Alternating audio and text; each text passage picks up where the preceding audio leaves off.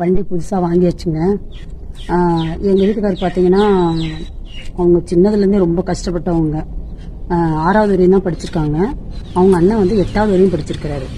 அதுக்கப்புறம் வந்து குடும்ப கஷ்டத்தினால அவங்க என்ன பண்ணிட்டாங்க, படிப்பை விட்டுட்டு வேலைக்கு போயிட்டாங்க. இந்த கொத்தனார் வேலைக்கு போயிட்டாங்க. போனப்ப அவங்க அண்ணன் கொஞ்சம் மெச்சூர் ஆனவுடனே என்ன பண்ணார், வண்டி எடுத்தார்.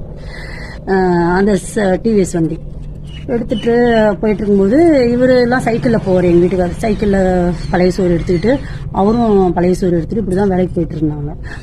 சாப்பாடு கொஞ்ச நாள் ஆனவுடனே அந்த வண்டி வந்து கொஞ்சம் இதாகிடுச்சு. இவர் புது வண்டி பெருசாக எடுக்கலான்னு அவங்க அண்ணன் பிளான் பண்ணி பெரிய வண்டி எடுத்துட்டாரு.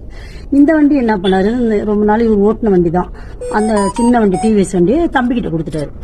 இவர் அதை வச்சு ஓட்டிகிட்டு இருந்தார். அதுக்கப்புறம் தானேங்க எனக்கு மேரேஜ்லாம் ஆச்சு. அப்புறம் ரொம்ப நாள் வண்டி வந்து வச்சு ஓட்டிகிட்டு இருக்க முடியாது இல்லையா, அதனால அந்த வண்டியை இது பண்ணிவிட்டு புது வண்டி எடுத்தார்.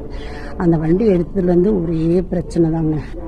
ரொம்ப அவங்க ஒய்ஃபுக்கு, அவங்க அண்ணன் ஒய்ஃப் இருக்காங்கல்ல, அவங்களுக்கு வந்து கொஞ்சம் பொறாமை அதிகமாகிடுச்சு. நம்ம லெவலுக்கு இவங்களும் பெரிய வண்டி எடுத்துட்டாங்களே அப்படின்ற மாதிரி என்ன பண்ணாங்க, போகிறப்ப வரப்பெல்லாம் ஒரு மாதிரி அதாவது எச்செல்லாம் துப்புவாங்க, அந்த மாதிரிலாம் துப்புவாங்க, ஒரு மாதிரியாக பண்ண ஆரம்பிச்சிட்டாங்க. அப்புறம் என்ன பண்ணாங்க, மாடியில் நான் துணிலாம் துவைச்சி மாடியில் காய போட்டாங்க. இவங்க என்ன பண்ணாங்க, இந்த புடவை இந்த சைடு கொடுத்தீங்களா,